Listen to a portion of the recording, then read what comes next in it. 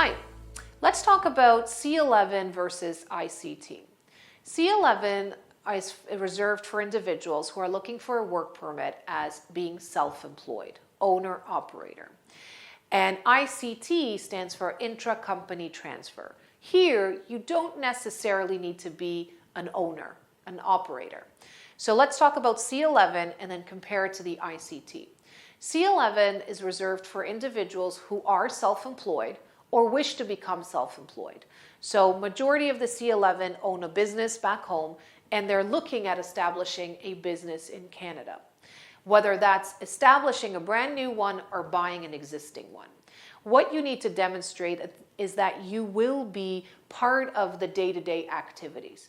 Now, the day-to-day activities in today's world can be done remote. You can supervise your staff, give instructions to your staff, etc., especially and make clients and contracts and so forth remote. In fact, most of my job is done remote.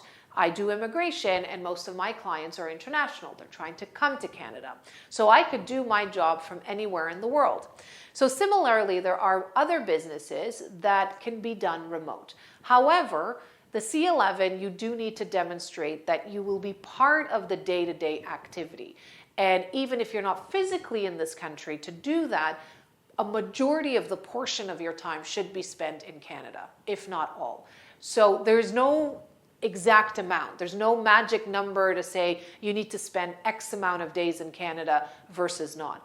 The key points here are that the majority of your time is spent in Canada and that you can demonstrate to the officer that you can handle this business while being overseas as well. That is a C11. As far as investment is concerned, there is no magical number. However, we do tell our clients to think kind of logically. What is the type of business that you want to invest or buy? And how much money do you need to operate this business? So business to business will differ. Some business you can start as low as 10,000. Some will have to be investment of $1 million. The rule of thumb is about 100 to 150,000. And you can either spend that money by buying an existing business to demonstrate that you're serious about this business, or put that money into an escrow account and explain to the officer how you intend to use that money to operate that business. After you get the C11, you should be working for that company for a minimum of 1 year before you apply for permanent residency. Now let's compare this to the ICT. ICT can be considered very similar.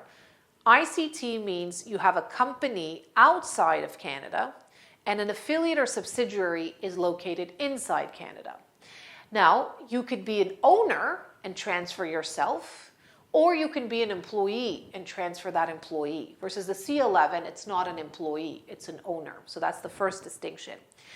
The other distinction is that the ICT doesn't have a minimum money financial requirement because the company already exists.